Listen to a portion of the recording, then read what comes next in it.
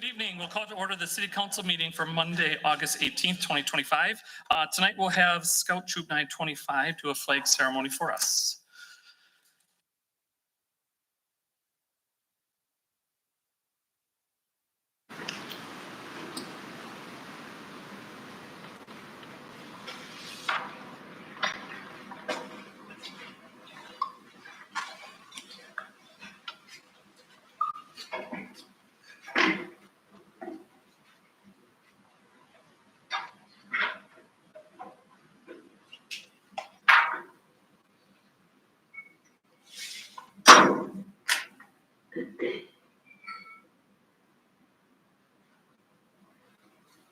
I pledge allegiance to the flag of the United States of America and to the republic for which it stands, one nation, under God, indivisible, with liberty and justice for all.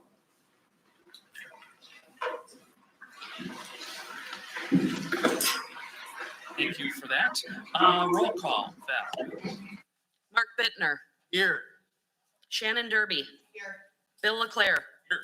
Doug Brandt. Here. Tim Petrie. Here. Bonnie Shimilunas. Here. Scott Steckmesser. Here. Adam Wahusky. Here. Darla LeClaire. Here. Excellent. We're all here this evening, and Sean, the attorney, is with us via phone tonight. We can skip over number 4 because everyone is here. We can also skip over 5 because we have no public hearing. And then on to number 6, input from the public. If anyone wants to address the council, please step up to the podium on your left and state your name and address for the record. Seeing none, we'll go on to number 7, council communications, letters and other communications from citizens. Anyone have anything? Okay, nothing? Then on to number 8, council reports from boards, commissions, and committees. Yes, go ahead, Bonnie. On the Main Street committee, they brought up something about trees on Main Street. Now, I remember I brought that up about 2 years ago. Somebody contacted me about that. According to them, it hasn't been done. So is that, and I always was sort of looking, but I thought, okay, they'll do it next year. They have all been trimmed and I've paid the bill. So they've all been trimmed back off the buildings and away from the gutters. Okay. That was in June, I believe. Yeah, it was mid-July, I would say, but yeah, that's all been done. Okay. I have an ongoing one with another discussion that's different than that with somebody about a tree on Main Street. But yes, all the trees from the gas Quick Trip down to the auto shop have been pruned back. All right. Yeah, I will say that I received some of those same complaints prior to, and I did talk to Mike about that, and that's when they started getting that addressed, because I did receive several of those same complaints with blocking signs running into the building. One that was even going up into the fan thing at a restaurant was starting to creep into there, which was getting quite dangerous. So I know Mike was right on top of that. And also at the meeting, we were accredited by the state, and the state offers tools to enhance Main Street programs. This accreditation is done every 3 years. So even if you only get 1 point, that means you're not eligible for any of these things, but in 3 years you can try it again. Okay. Thank you, Bonnie. Anyone else? Yes, Shannon. I was at the library board meeting and there's 7 new computers now up and running. And they had the brat fry cookout and the foam machine at the library, and that was a good turnout. And yeah, I think that's all. Okay. For right now. Anyone else? I have 2 advisory rec board. The 3 of us were there, but we didn't have enough for a quorum, so that was canceled and pushed to next month. And on Saturday morning, we had the listening session, which Doug, Bonnie, and myself participated in. We had 9 people attend. A little low at first. It started with 3 people, right at 9. But then we bumped it up to 9. So I said double, triple. I think you could say, by the time we got done. But no, it was very informative. Got 2 or 3 pages of notes, which I'll be typing up and getting to the rest of the council and to the city and to the different department heads. I think the biggest theme coming out of that was communication. And I know Kyle's already working on a way to communicate from the city out to the citizens. So I think that was one of the things. Anything else to add, Doug or Bonnie? Well, the tennis courts. Some people are disappointed that they're losing tennis courts. I didn't think they were, but I guess they are. Yeah, by Neshoto, yeah. What's that? By Neshoto Park, yeah, that's Oh. where the ones they're concerned about. I'll get you more information, Mike. Those tennis courts that are gonna be turned into parking, No. why are they be, Yeah, go ahead, Mike. Uncle Jim either. Gonna be returned back, well, we'll let Mike speak to it.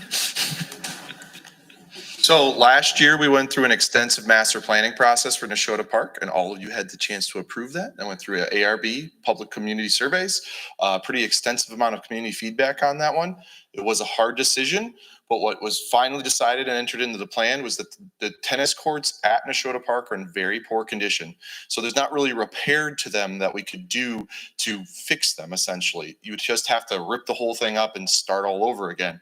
So, thinking that that was the case, we decided that if we were going to remove those courts, we'd want to put them somewhere else. So we cited them on the master plan as over by the storage building, kind of hut, and the other parking area in the Neshota. So that's where the vision is, where courts will eventually go.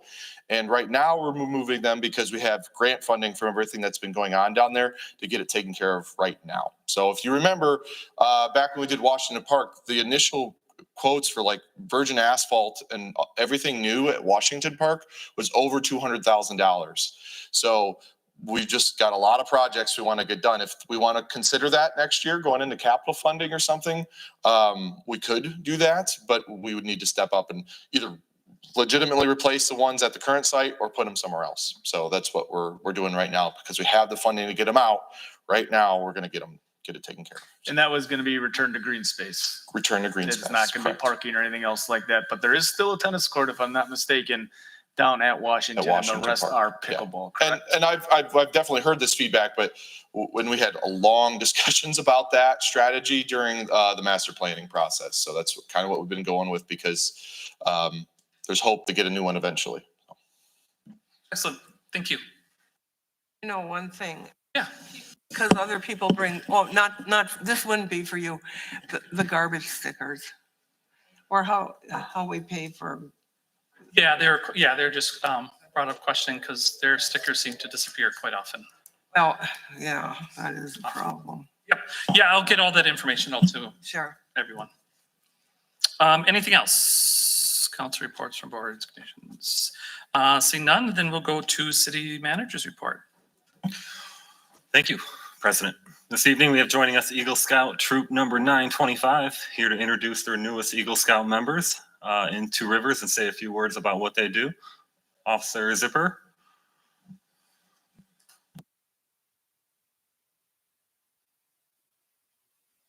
Thank you for having us tonight. I am Jason Zipper, the Scoutmaster for Troop 925 here in Two Rivers. Troop 925 has a long history here, over 70 years operating in Two Rivers, and we have quite the list of Eagle Scouts. Our most recent 2 Eagle Scouts are here in the audience.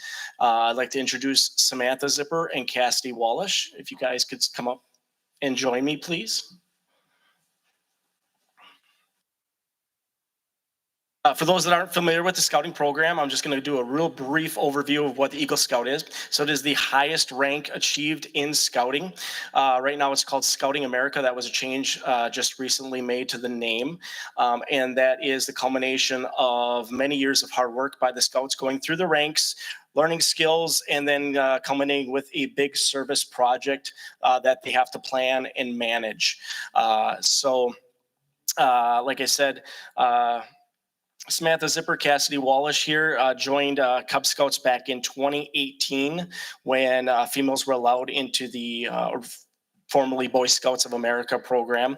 As Arrow of Light Scouts, they both earned their Arrow of Light and then crossed over to the troop in 2019 and have been very active since then, earning, like I said, their Eagle Scout awards. So before I take up too much time talking here, I would like them each to say a few words about their journey in scouting and their project. So which one would like to go first?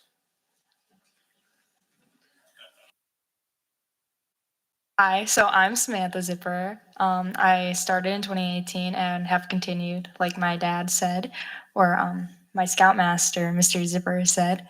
And I've just been very active within my troop. I've even gotten into the Order of the Arrow, which is the Scouting's National Honor Society.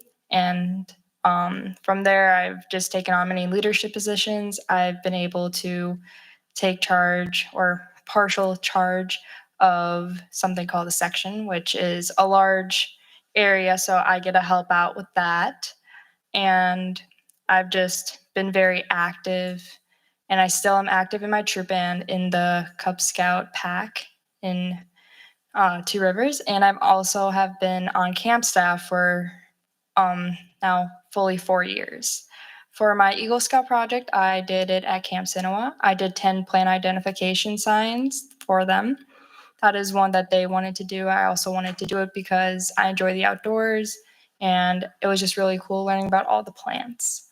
So it was just facts and naming them, and I learned some pretty cool things, and now everybody else who visits also gets to learn some pretty cool things as well.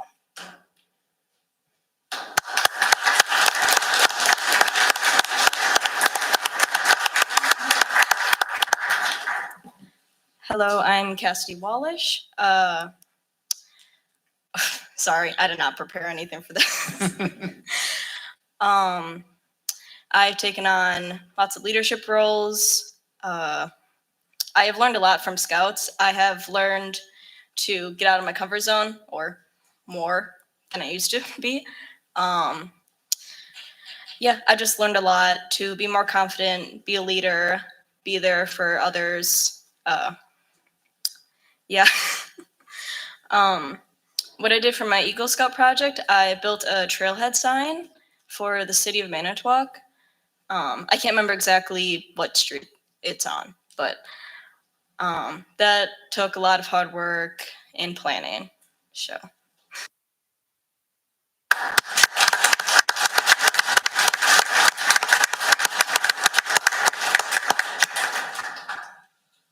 One of the program is citizenship, and obviously we've got a lot of our scouts here tonight, and some of them are working on their citizenship in community merit badge, which is attending a public meeting and then reporting back on what happens there. So hopefully they're taking notes and keeping it in their head of what's going on tonight.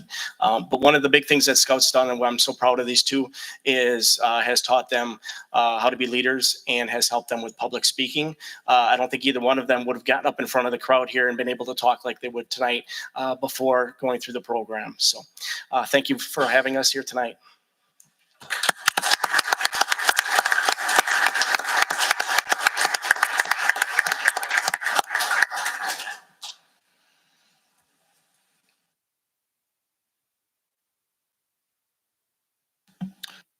Well, I think the fun part of the meeting might be over, but I could be wrong. Tonight, next on the agenda, we have an independent review of our financial performance for Two Rivers for fiscal year 2024 with auditors from Clifton, Larson, and Allen, providing an overview of financial highlights of governmental activities and business type activities. And I will give it over to them now. Thank you. I think you're right. The fun part is over. All right. Well, thank you everybody for having us here today. First, I want to start out by thanking Cassie and everyone in the finance team and everyone that we're reaching out to across the city. It takes a lot of hours to prep for an audit, to go through an audit, and even post audit. There's a lot of information that we're gathering. So we greatly appreciate they're always doing it with a smile on their face, which we don't always get. So thank you to them. Today, I'll go over from a high level, the financial summary of information. And I just wanted to start and touch on that we did have like a deep dive financial meeting with the finance committee. That was back in, I want to say it was April timeframe, or right after that. And so I'll touch on some of the updates of the main items that we talked about during that meeting as well. If anybody has any questions, please feel free to stop me at any point. The next slide. Thank you. So here's the high level results. Every year we're here to present an opinion on the financial statements. The city received an unmodified opinion or a clean opinion. That's the highest mark that the city can get, and that's no different than what they've received in previous years.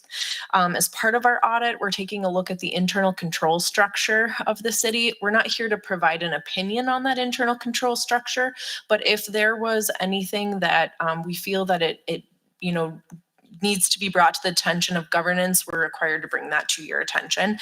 So we did have two findings in that internal control report. One is on the preparation of the annual financial report. This is the same as what we've had in previous years. We have this finding on 95% of our audits, and that's just because we're preparing the financial statements as a service to the city. The second finding is one that kind of goes in and out, just kind of depends on the year, and that relates to the adjustments that we made to the city's financial records. And we did have a couple of material adjustments this year, and those are disclosed in the governance communication. They were relating to recording a retainage payable on a contract that was ongoing. We just had to get that timing correct. And then relating to ARPA revenue, just making sure that that was recorded correctly. It's a little more complicated with the city or the county involved in it and so on. So moving to the next slide, there are a number of items that we're required to communicate every year. I won't go through all of these. I'll just touch on the ones that are, I think, a little more interesting. First one, it talks about the significant accounting policies. Just so you know, there was one GASB standard, or the Governmental Accounting Standards Board. They're the one who dictate the the disclosures and how everything is recorded. They had one change in the standards this year that related to GASB 101. As part of that, we took a look at the city's vacation and sick policies, anything that kind of fell in that realm, and made sure that the city was following the most current standard that had just been issued. And so we had some governments where there was quite a big change as a result of this standard, some that it was not so much of a change, and that's where the city of Two Rivers fell in. It really had a little bit of tweaking, but no major changes there. So city's right on board with following those standards, and they're current with those. Accounting estimates, we disclose the most significant ones. And if you want to be reading, I don't know, was there a loose packet? Yeah, there's Oh, one they way have it in the back. Okay, yep, nope, that's okay. So all of these required communications are within that loose packet. So this is a very high level summary, and you can see the specifics that I'm talking about just in case you're curious. But one of those is the accounting estimates. There's a number of estimates that are throughout the financial statements. The most significant one for the city is the single employer OPEB plan that the city has. The city works with an consulting firm in order to develop those numbers, but nonetheless, it's still an estimate as there are significant inputs being used for that. Skipping over the next few, the audit adjustments, those are listed in that letter. I covered the two very briefly. And then the last part of this letter is the management representation letter. Obviously, these are still the city's financial statements. We're working with management in order to get the information or to make sure that these are materially correct. And that letter is all of the representations that management is, letting CLA know that what they're giving us is complete, accurate. We're not missing anything. So significant piece there. All right, then the next slide. This is a summary of where some of the financial information ended, and I have a 3-year comparison here. So this first slide is the general fund. You can see that in total, the general fund has had a fund balance of that like about $2.2 million range. But the thing to be aware of is that with the general fund, there's a significant amount of funds that have negative cash balances. So although the general fund has a cash balance, it's being borrowed out to those other funds. And that's, been the same song and dance for the city for a number of years. But what you can see that long-term receivables line, it stayed fairly consistent. And that's the amount that's being owed to those other funds. And I've got more details on a future slide there. The debt service fund, you can see that it is growing a fund balance a little bit, and that's mostly the interest earnings. There's just been positive market rates that it has been socking aside some money there. So something to take into consideration as you're making decisions. Moving into the next slide, this is the fund balance comparison for the special revenue funds. I won't go into detail on these ones too much, but it's something to compare, see why things are changing. And if you do have any questions, I urge you to raise them just in case if there's anything that doesn't look quite like it should. Moving into the capital projects funds. On the next slide, and that's the same thing. Obviously, capital projects funds, just based on their nature, can have a lot more activity. So just making sure that you're paying attention to those. Are they doing what you expected them to do? Are the TIDs having a lot of activity or no activity? Paying attention to all of those fund balances. All right, moving into the next slide. This is the general fund composition then. So as I mentioned, there's a lot being loaned out to those other funds. At the top of that, it has the amount that's been in the general fund long-term receivable over the last number of years. In 24 and 23, it stayed pretty darn consistent at that 1.6 million, and it was a little bit higher at 1.7 million in 2022. And I just have a high level. These are the major components of what's out there listed below that. So you can see water is the biggest component of it all. And it was at 1.3 million in 2022, and now it's come down to about 952,000. I'll touch more on water in a second. This was one of those hot topics that we had in finance. And the rest of the funds, the sewer utility, it did creep up a little bit this year, and the other funds, they've kind of gone back and forth over the years. The main thing is you want to try to reduce that long-term receivable. You don't want that cash in the general fund being tied up by all of those other funds. The next slide, page 8 or slide 8. Yep, this is just a visual of that data that I had on the previous slide, but you can see water is starting to come down just from that, just from the general fund component. So keep that in mind. All right, moving into the next slide. This is the water utility income statement results. You can see at the bottom, the change in net position. That's your ultimate. How much did you take in revenues? How much did you spend? This is your what's left over, right? And that looks like it's a positive number. It's 618,000 for 2024, and it's been a pretty consistently high number. The problem with the water utility is that years ago there were years where these were negative numbers, and so you ate away at those cash balances and those reserves. That even though it is generating money, there's still you're having to replace assets in the ground and so on, and make your debt payments. And so it's just not generating enough cash to dig itself out of that cash deficit hole that it has been in for a number of years. So if I look at the income statement, which I don't have a page of this, but that is one of the items that we looked at with with finance. But if I look at the cash flow statement, the water utility did have a use of cash of 72,000, meaning they paid out more in cash for 2024 than what they took in. And I think that's pretty logical because you're trying to pay back those funds at this point. And that's shown again on the next slide. I mentioned already that there was the amount owed to the general fund, but there's another piece that's actually owed to a TIF fund. So this slide shows both of those pieces shown together. You can see it is starting to come down though, and that's the positive there. Oh, I forgot to mention on the last slide too. Thank you. The rate of return is one of the calculations that the Public Service Commission has in their report every year. We did work with Cassie this year and we helped to prepare that. And so that rate of return for this year was at 4.7%, and that's right in the neighborhood of where it should be. The difficult part with the PSC is that they're looking more at a narrow approach to this, and they're not looking at the whole picture in terms of going years in the past and that balance.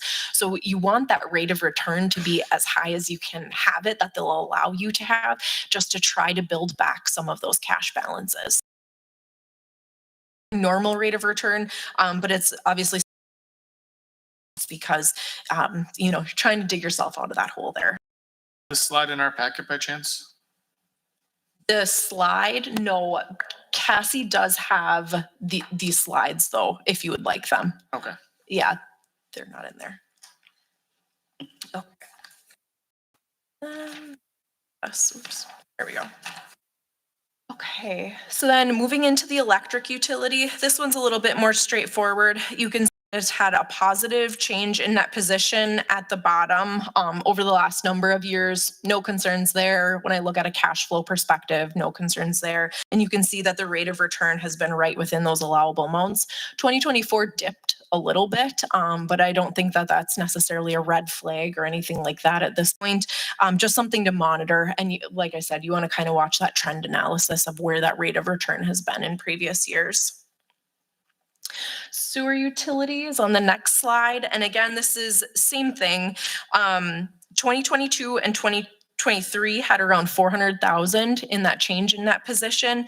And then in 2024, it's dipping down to that 64,000. It still came out about even in terms of a cash flow perspective. So what you took in was essentially spent, but it didn't drive into that negative cash position. So no concerns with the sewer utility, and given those positive prior years, no concerns there.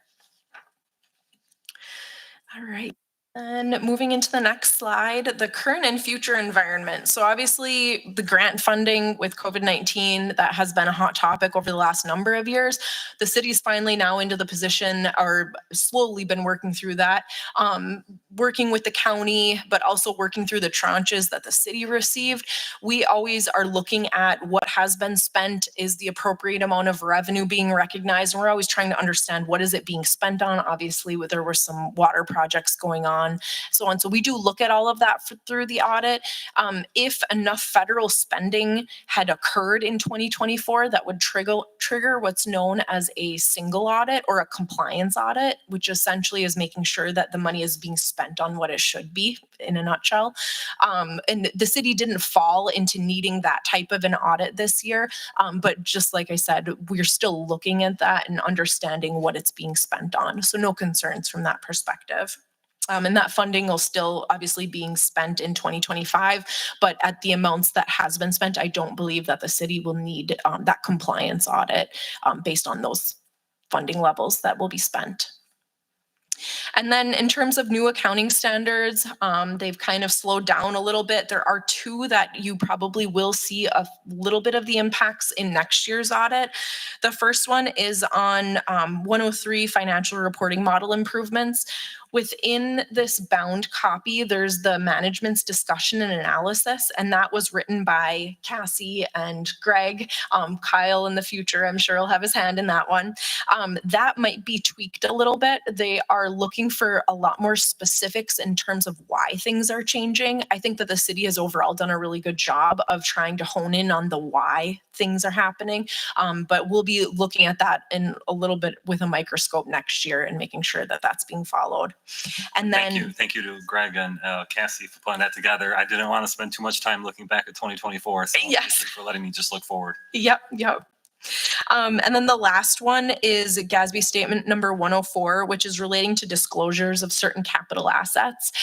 So this is going to be enhanced disclosures that we're anticipating. And I think where it could impact the city is if you had a capital asset that is being held for resale, it would have to be disclosed, whereas before that would have never had to have been disclosed. So something that we'll monitor with Cassie and make sure that that standard is implemented correctly. So any questions that I can answer? Bye-bye. I don't know if you can answer this, but I was looking at what is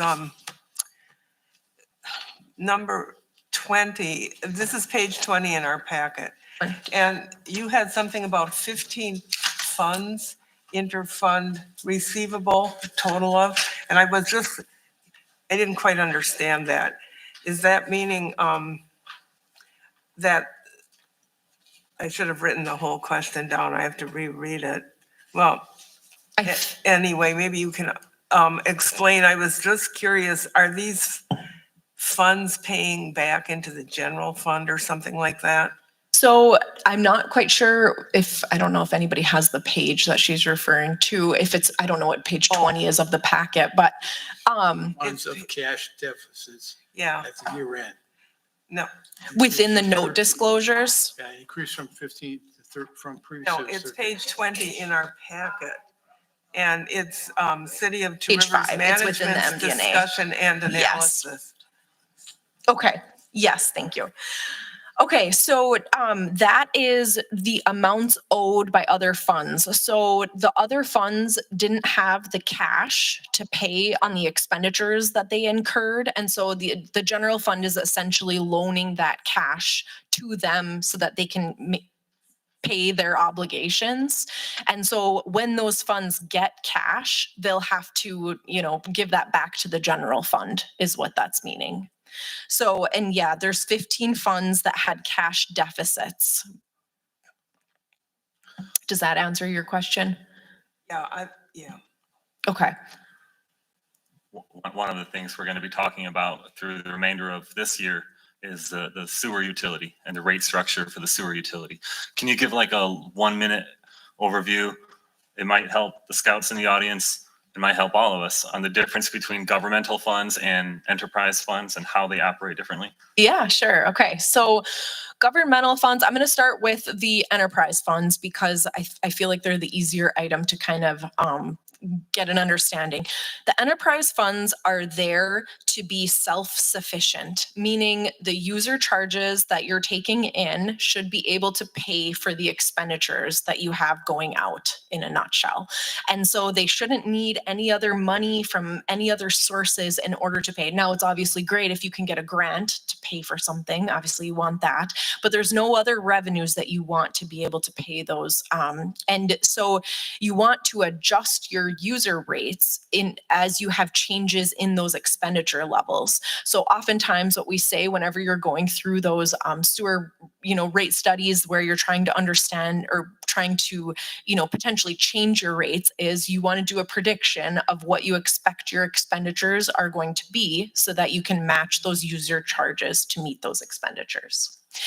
The governmental funds are a little bit different in that the city is here to provide services to residents essentially, and there's property taxes being generated in order to pay for those services. So every community is a little bit different in how they're going to pay for those services. And there's also multiple types of funding, whether that is state or federal funding. There can be some user charges, whether you're going to charge for like a license. If somebody were to get married and you're charging for that marriage license. So governmental funds can have many more different types of revenues in order to pay for ultimately the services that they're providing to residents. Did I do that in a Very minute? helpful. Thank you. Okay.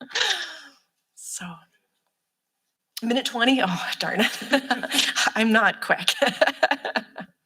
The questions. I have a general question. What figure, because I read all this information that's not really exciting to read, but what page would you suggest we look at to see how overall we're establishing our budget and if we're close to what we're budgeting and how we're meeting those goals? Yeah, okay. So within the financial statements, we don't show every single budget that you establish. We're only showing that for like your general fund. Let me get you a page number. So if you want a high level version of your budget for just the general fund, it would be on page 29. And then it also has the housing revolving loan fund is on page 30. So those are what I'll say, like the bigger type of funds that way. If you want more detail though, Nothing cumulative for the overall? not for overall, nope, nothing That's what brings I- it all in together. Yeah, every community isn't required to necessarily budget for every single fund that way. So we only do the major funds. But then from your, and I'm trying to, so starting on page 102 has the detail of the general fund. And it spans a few pages there. It starts with the revenues and then it moves into the expenditures. Is there another, what page would I look at to see what the impact of our leasing program has been compared to our previous program? That's not going to be part of the audit from a lease standpoint. We do disclose like, Numbers are here, in here, regarding lease. yes, in total, and they're a point in time though, keep in mind. So it does have like the principal and interest payments and so on, but they're also somewhat put together with some of the debt payments because it all is kind of falling into a debt. So if you look at the debt footnote, which is on page 68, that is showing the liability side of it. I don't know if you looked at that one already. It's so much together. Yeah, no, that's okay. I get it. I couldn't, person, we were handing city cars, Yeah, saving us money. if it's, we would have to do some additional analysis from our end in order to figure that out. I don't know. And I think that we'd probably have to work with Enterprise in order to, you know, kind of get like a level playing field with the number of vehicles that the city has had. I don't know if Cassie, if you have anything on that one. Yeah, we'd probably have to pull something together in order to do some analysis of that. Right. Oh, just a question. Yep.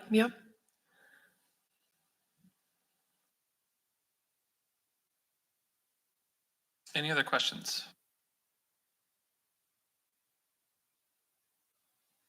Good, Mark?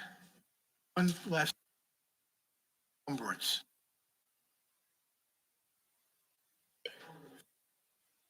Yeah, We're not required to do anything with that, but yeah, and I don't believe that the city has any form of encumbrances to my knowledge. Yeah, it's a budgeting mechanism. Some places do it, some places don't do it. We don't see it too often, to be honest, but it is something that can exist from time to time. Essentially, you're setting up like what you're going to be spending on all of these different items, and then that spend down is occurring throughout the year. So sometimes you can have items at your end that you know that you will be receiving an invoice for it at a future time, and it's a way of tracking all of that. So reference that encumbrance. say that again, sorry. You said residue, if there's remaining budget or Oh, rainy day funds, like your unassigned funds? Yes. So that was on one of the first slides. Do you want to see where that is in the financial report? just tell me where it is. I don't want to take up all the time here because Yeah, sure. And if you have follow-up questions, Mark, please give me a call at any point in time. I'll just call you on those specific questions then, okay? Sure. Yep. But just so you know, on page 25 is the unassigned funds are, I think, what you're talking about. And that's that rainy day funds, anything that's set aside, that hasn't been set aside for other purposes. Okay. And if anybody in the crowd ever wants to become an accountant, please come and talk to me at any time. We're always recruiting. Any questions? No? Okay. Thank you very much. Hey, thank Appreciate you. your time. Thanks. So then we are looking for a motion to receive and file. Oh, second by? Thank you. Any council discussion? See none, we'll do a voice vote. So all in favor indicate by saying aye. Aye. Anyone opposed? Motion carried. Thank you all for that, and thank you again for coming in tonight. On to number 10, consent agenda. Under A, we have presentation of minutes. We have one of those from a city council regular meeting, August 4th, 2025. Under B, we have minutes of meetings from the library board, July 8th, 2025, and plan commission, August 11th, 2025. Recommended action is motion to receive and file. Under C, department reports, there are 8. We have city clerk, electric, inspections, library, police, safety, water, and tourism. The recommended action will be a motion to receive and file. Under D, we have applications and petitions. The first one and only one is a temporary Class B license for Rotary Club of Two Rivers for Greg Buckley Retirement Party on September 11th, 2025 at 1700 Washington Street. The recommended action will be a motion to approve the application and authorize issuance of the license. And under E, we have a summary of verified bills for the month of July 2025 for $3,284,871.75. The recommended action will be a motion to receive and file. The recommended action for the entire consent agenda will be a motion to approve the consent agenda with the various actions recommended. I will make a motion to approve the consent agenda as recommended. Thank you. I Second will by second that Shannon. motion. Any council discussion? See none, we'll do a voice vote again. All in favor indicate by saying aye. Aye. Anyone opposed? Motion carried. On to 11, city council formal items. The first one, minutes from boards and committees with recommendations requiring city council action. The first one is the plan commission for a meeting of August 11th, 2025. And that's to set a public hearing to amend a previously approved planned unit development plan for St. Mark's Square located at 1110 Victory Street, submitted by Kurt Gessel, applicant and owner. Anything else for that, Kyle, or just basically setting up the? It's just setting up the public hearing. A little bit more background. Mr. Gazelle is a local licensed general contractor. As he said, he's seeking PUD approval to convert the existing empty convent building into a 4-unit apartment complex while preserving and not touching the outside exterior of that historical building. Once that first unit building is fully leased in all 4 units, he plans to build a second almost identical building on the empty lot right next to the convent. That would be an additional 4-unit housing complex. So we're talking a total of 8 new residential units down there. And the proposed project timeline is 3 years for the completion of both buildings. So this is just setting the public hearing. Sounds good. So then we're looking for a motion to set the public hearing for 6:00 PM on Monday, September 15th, 2025. I'll make a motion to set a public hearing. Thank you, Doug. Second by? Thank you, Bill. Any council discussion? Yes. It would be interesting when he comes to present this, if we see a review of the whole property, so we know exactly where the convent's located compared to the school. A lot of buildings there, a lot of changes, and particularly I heard some of the ownership of the parking lots have changed too with the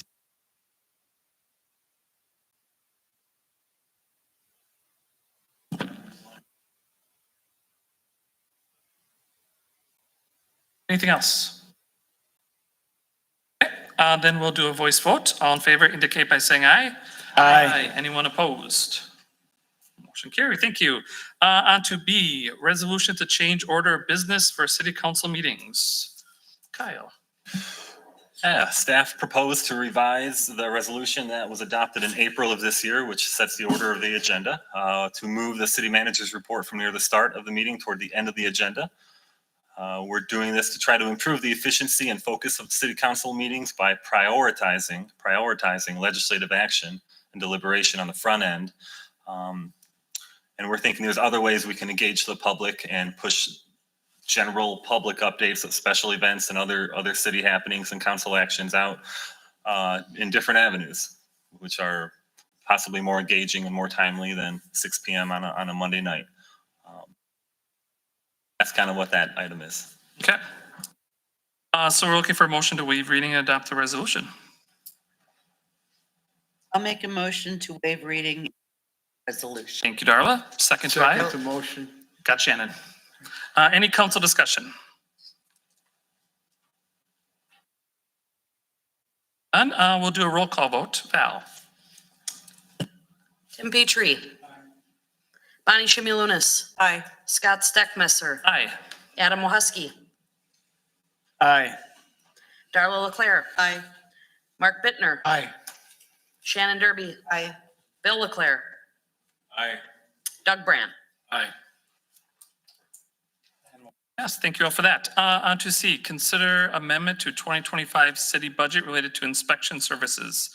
This is tabled from August 4th, 2025 meeting.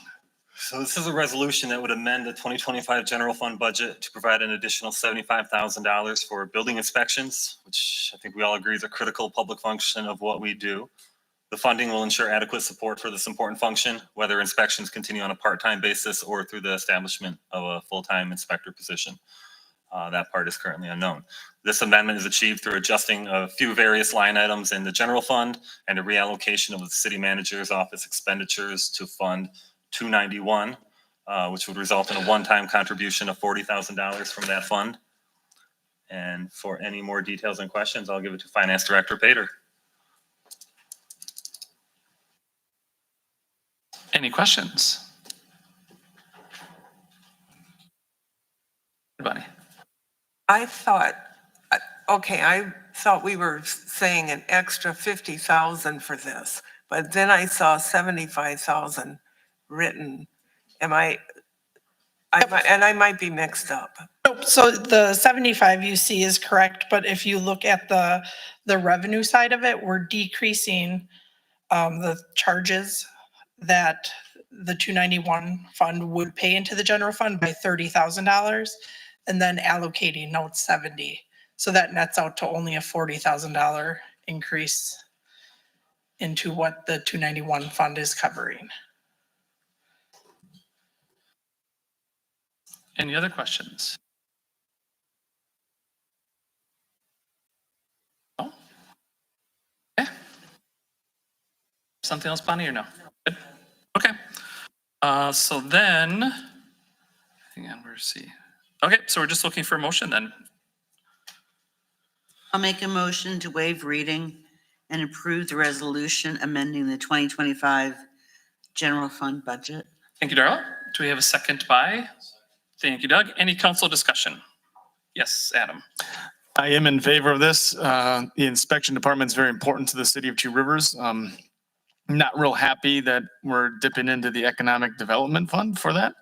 And we do need to find a better source for years to come. And I think we will be working on that. Cassie's not in her head. That we're going to work on a better way of funding that next year and into the years to come and not dipping into the economic development charge. So with that, I mean, it's still a vital part of what we do here in the city of Two Rivers. And this is just the way that we could make it work temporarily this year, being this far into the budget. But I do believe it's a budget amendment, which means it is a 2/3 majority vote in order for this to pass, just FYI. Yep. Anyone else? We're probably looking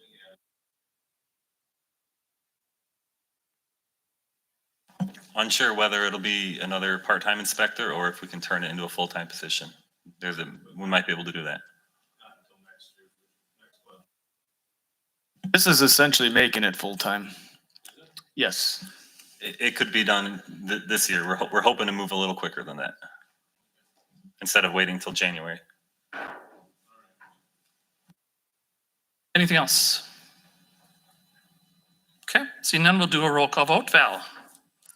Bonnie Shimulunis. Aye. Scott Steckmesser. Aye. Adam Wahusky. Aye. Darla Leclerc. Mark Bittner. Aye. Shannon Derby. Bill Leclerc. Aye. Doug Brandt. Tim Petrie. Thank you all for that. Motion passed on that. On to D, facade improvement program payment to the Hook Lanes and Games at 1916 Washington Street in the amount of $23,556. This is a facade grant that totaled $20,000. It was previously approved by the city council with $5K coming from Main Street and $25K coming from the city for a total of $30,000. On August 14th, the Main Street Design Committee met to review the status of this project at the Hook and to consider the owner's request for partial payment. The design committee and city staff are pleased with the outcome of this project. So the committee recommended a 80% payment for 80% of the work being done, which is a slight deviation from the policy, but in this case, it made sense given the scope of the project and the design committee unanimous recommendation to do partial payment of 80%. And then the other 20% after the owner has completed the remaining minor tasks before Halloween. Any questions for Kyle before we look for a motion? Yeah, Adam. Can we just state what those minor tasks are that we're still looking to get completed? Yes. The items are a little bit of fascia and soffit work. You can't see it from the road, but if you're on the sidewalk looking at the building and you look up, you can see a little bit of fascia and soffit that needs a little bit of missing siding. I would say it's more than 80% complete.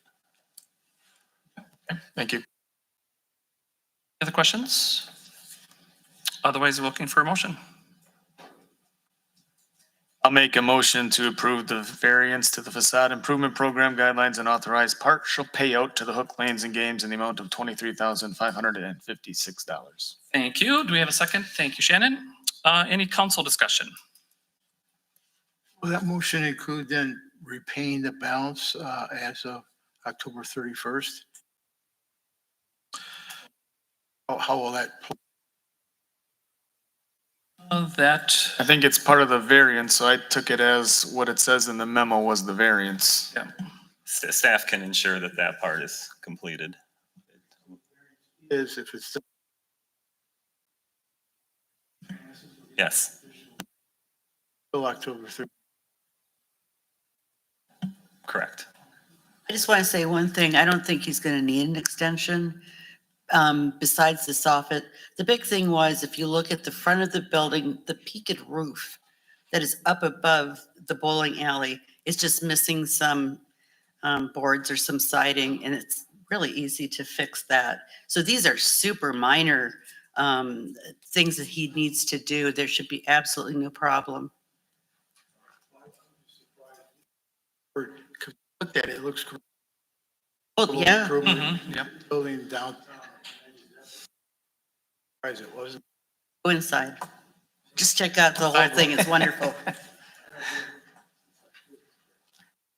Okay. Let me clarify that. Yep. Nope. Thank you. Anyone else? Seeing none, we'll do a roll call vote again. Val?